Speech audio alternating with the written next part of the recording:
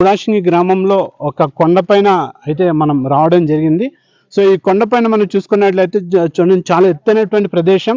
So ఈ ప్రదేశంలోని ఇక్కడ ఒక హౌస్ ఒకటి కట్టారు, పెద్దగా హౌస్ ఒకటి కట్టారు. సో అయితే నిన్న సాయంత్రం అనోన్ పర్సన్ నాన్ ట్రైబ్స్ విశాఖపట్నంలో చనిపోయారంట. సో చనిపోయిన తర్వాత ఈ గ్రామంలో తీసుకొచ్చి ఇక్కడ పూడ్చడం జరిగింది. సో ఇక్కడ మనతో పాటు పీషా కమిటీ చైర్మన్ ఉన్నారు, వాళ్ళ ద్వారా మనం అడిగి తెలుసుకుందాం ఇక్కడ ఏం జరుగుతుంది అసలు. సార్ నేను కుడాసింగి పీసా కమిటీ అండి, అధ్యక్షుని ఉపాధ్యక్షునిగా. మాకు ఇప్పుడు దాకా నేను ఊర్లోకి వచ్చేసి ఇప్పుడు నాకు పక్క ఊర్లో వాళ్ళు గాదెపల్లి వాళ్ళు వచ్చి ఇన్ఫర్మేషన్ ఇస్తే కానీ నాకు ఇక్కడ పలానా 100% వేరే వాళ్ళు అంటే వేరే విశాఖపట్నంలో ఎక్కడో నుంచి వాళ్ళు శవం తీసుకొచ్చేసారు, మన ఊర్లో దగ్గరలో మన ల్యాండ్ దగ్గర మన దగ్గర పూర్తి చేయరన్న చెప్పగానే నేను పరిగెట్టుకుంటూ వచ్చాను. అంతవరకు నాకు తెలీదు. మేబీ ఇక్కడ ఉన్న వాళ్ళు కూడా మాకు ఏం ఇన్ఫర్మేషన్ అంటూ ఇవ్వలేదు. కాకపోతే గాదెపల్లిలో పీసా కమిటీ వాళ్ళు ఉన్నారు, వాళ్ళు మాకేం చెప్పలేదు. మాకు తెలియకపోవడం వల్ల మేము ఇంత నెగ్లెక్ట్ చేసాము. కాకపోతే ఇప్పుడు వీళ్ళు మాకు తెలియకుండా మా పీసా కమిటీలకి తెలియకుండా వీళ్ళు ఇక్కడ దాన ధర్మాలు చేశారు కాబట్టి ఇక్కడైతే మేము సహించేది లేదంటూ చెప్తున్నామండి.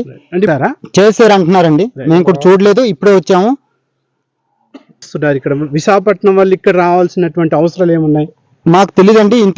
ఇంతవరకు ల్యాండ్ అయితే బినామీల కింద తీసుకున్నారు అని అన్నారు, కొన్నారు, బాగానే ఉంది. అంతవరకు కొన్నారు అన్న విషయం మాత్రం మాకు తెలుసు. ఇంతవరకు హౌస్ ఇంత పెద్ద హౌస్ కట్టారు, ఈ మొక్కలు వేసారు, ఇదేం చేస్తున్నారు, అన్ని చేసుకున్నారు, చెరువు తీసారు, అన్ని బాగానే ఉంది. కాకపోతే ఇక్కడ ఏం చేస్తారు అన్న విషయం కూడా మాకైతే తెలియట్లేం లేదండి.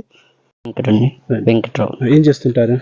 నాది 2019లో డిగ్రీ కంప్లీట్ అయింది.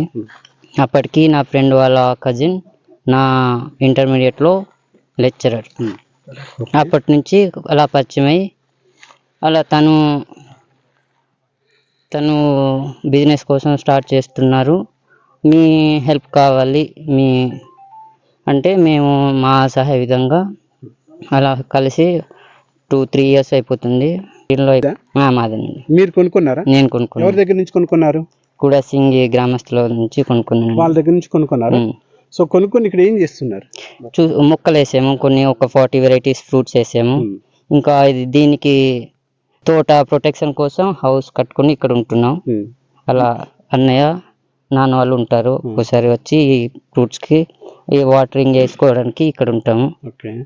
సో మరి ఇప్పుడు నైట్ వచ్చినటువంటి సమాచారం ఏంటంటే అనోన్ పర్సన్, అది కూడా నాన్ ట్రైబ్, ఈ ప్రాంతం ఎక్కడో చనిపోయిన తర్వాత ఈ ప్రాంతాన్ని తీసుకొచ్చి ఇక్కడ దహన సంస్కారాలు చేశారని వచ్చింది సమాచారం. ఓకే. సో ఎక్కడో చనిపోయిన దాన్ని ఇక్కడ తీసుకొచ్చి దహన సంస్కారం చేశారు అనేసి ఎవరు చెప్పారు?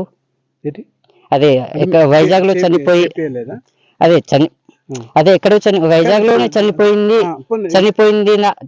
దాన్ని ఇక్కడ చనిపోయిన దాన్ని ఇక్కడ తీసుకొచ్చి దాని సంస్కారం చేశారని ఎవరు చెప్పారు? ఇప్పుడు చేశారా లేదా చెప్పండి. అదే అలా అది చేశారా లేదా?